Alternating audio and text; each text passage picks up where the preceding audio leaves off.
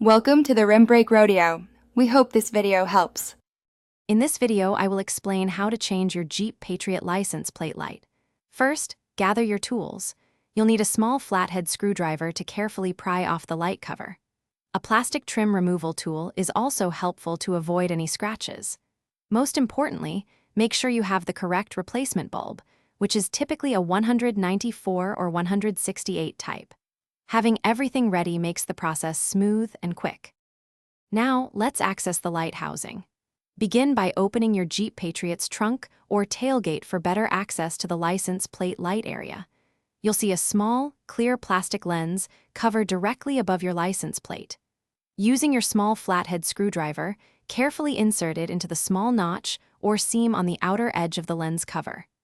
Gently pry it open to release the retaining clip and remove the cover. With the lens cover removed, you'll see the old bulb. These bulbs can sometimes be a bit stubborn or hot if they were recently on, so be careful. Grip the old bulb and pull it straight out of its socket. Now, take your new 194 or 168 replacement bulb and firmly push it straight into the empty socket. Make sure it's seated all the way in to ensure a good electrical connection. Before fully reassembling, turn on your Jeep's headlights to test the new bulb. If it lights up, you're good to go. Now, align the inner tabs of the lens cover with their corresponding slots in the housing.